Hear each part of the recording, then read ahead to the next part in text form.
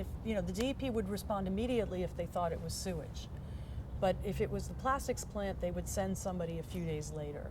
So it turns out the person that was at the meeting, I don't recall her name, but she was some higher level official with public, responsibility to communicating with the public or something like that. And I got a phone call from someone who said, from now on you call this number, and it's a cell phone, and we will come in 30 minutes.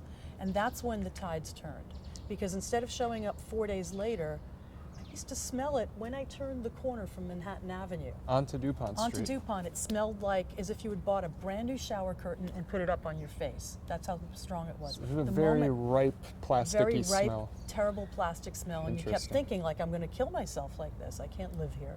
So we thought before we move and lose our investment in the property, we need to first figure out if this is correct. How could that possibly be correct?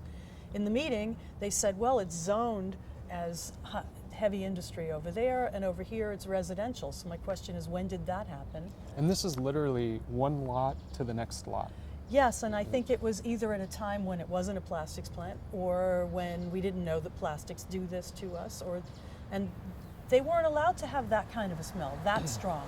So now people showing up every half hour, like in a half hour, and I remember I called once and they said, can you smell it in your house? And I was like, no, because I keep the windows shut. But I opened the windows so they can come over and see what it's like. But they came over and saw my child on the bed, and they were like, close the window, and they were like shaking their heads as they leave.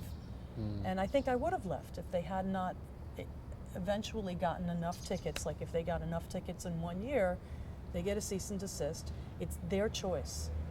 And we made a meeting with people in the neighborhood, and you realize you can't make them shut down. You can just ask them to follow the letter of the law and complain when they don't, and that's what we did. And when 311 and the Department of Environmental Protection began taking more notice, it seems as though the owner was acquiring more and more violations and tickets, and this pressure... They made the choice. They got 2 in 1 year. That's what the thing is, that people come and they look, but they have to catch them in the act of overheating the pellets or having too much smell on the block. So they must have come. They must have gotten 2 tickets in 1 year, and then they had a choice. They get a cease and desist. They have a choice to fix it, pay the fines, and go right back into business. And they, at that point, chose not to. And the closure of this plant was in 2006. That sounds about right. Around 2006, yeah. 2007. Yeah, something like that. But it was in the last few years uncovered that the plant also left a legacy of toxins underneath.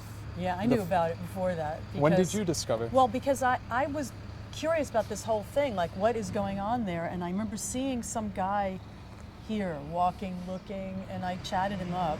And this was along the edge of the factory? Yeah, and he turned out to be maybe an not archaeologist, what am I talking about? He was an environmental, he was looking to do environmental assessments for a prospective buyer. Sort of an environmental yes, and assessor. He said, I can't tell you, but look this up. And he gave me a couple of, look up phthalates, look up this, it's all in there. So I started doing the research at that point, and I was like, well, I remember being on the phone with the DEP saying, don't you think this should be a Superfund site? And they said, oh, everybody wants it to be a Superfund site, so the government will pay for the cleanup. But eventually it became obvious that we do need the help cleaning this up. So, and I say we because this is all of our problems, it's not just us.